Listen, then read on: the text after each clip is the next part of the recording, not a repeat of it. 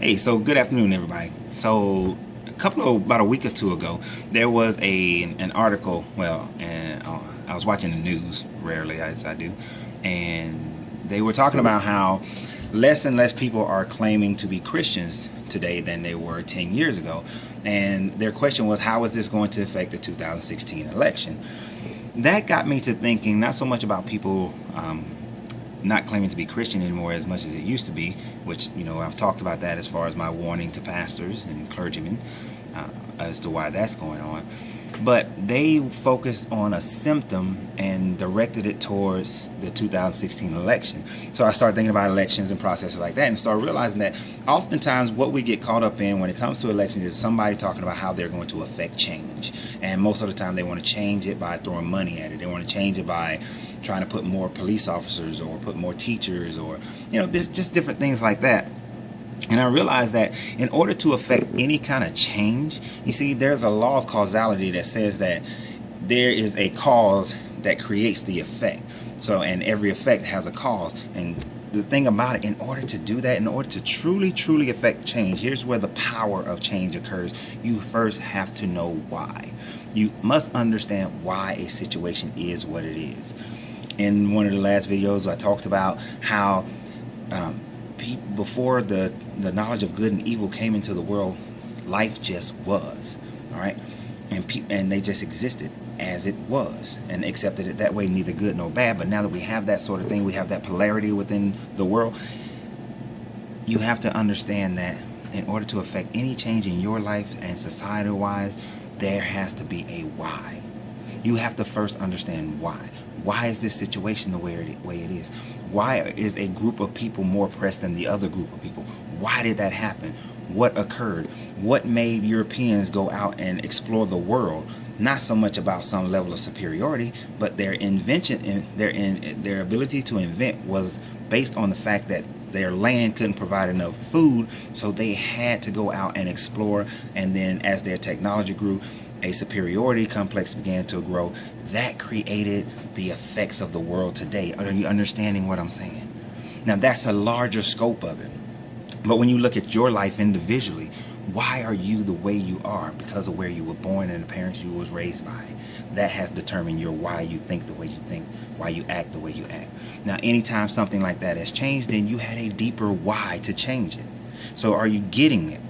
In order to truly affect change, you first got to know the why of something, the why that created the current state, the why that creates your current state of mind.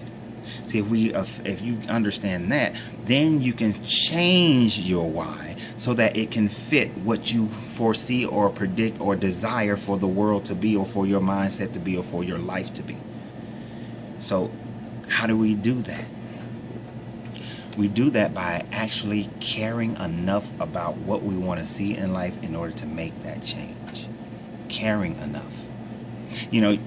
Many will just go say we have to put action to it. But if you don't care enough about it, there will be no action. You have to care. You have to have a focus on that thing so much, and it has to be so ingrained and so important to you that it is the top priority in order to make a change. So if it's not a top priority in your life to be a better student, to be a better mother, to be a better father, be a better husband, be a better wife, be a better brother or sister, to be better financially, to be better in your health, if it's not a high enough priority, if it is not a care in your life that is strong enough, it won't matter. You will yo-yo back and forth with it, and then time will pass on and you will quit. So what is your why?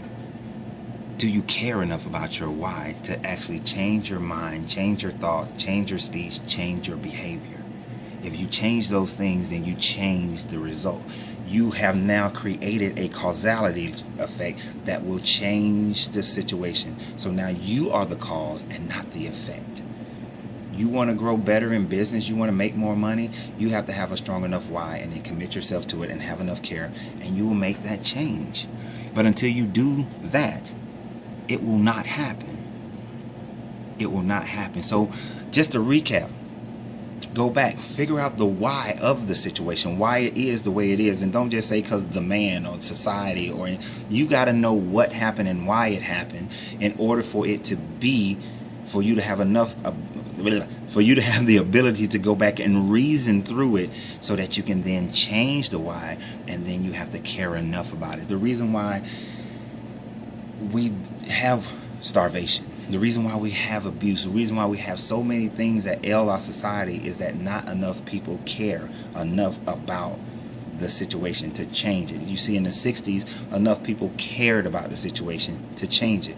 We can look at all of these other different things. We can fight and argue about economics and Jim Crow laws and all these things, but nothing happened until enough people cared. And yes, there were other people who cared along the line that led up to it, but the consciousness of the world didn't care. The consciousness of this country didn't care.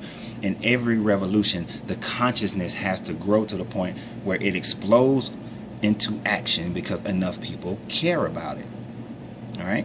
So if we want to affect national change or state change or even family change, enough people in your family unit have to care about changing the situation in order for it to change, and they have to know why. If you are the leader of your family, you got to make sure that your family knows why it happened, why you're in your current state, and then why you want to change it, and then everybody has to care enough about it, or at least the majority has to care enough about it to affect that change. All right? I mean, that's just the way it works. So I look forward to seeing how some of you apply this to your life, how you apply this to your family, how you apply this to your community, and how we apply this on a world scale. So enjoy. Look forward to talking to you guys more. Got a lot more things I want to talk about. So have a great day. Enjoy your weekend.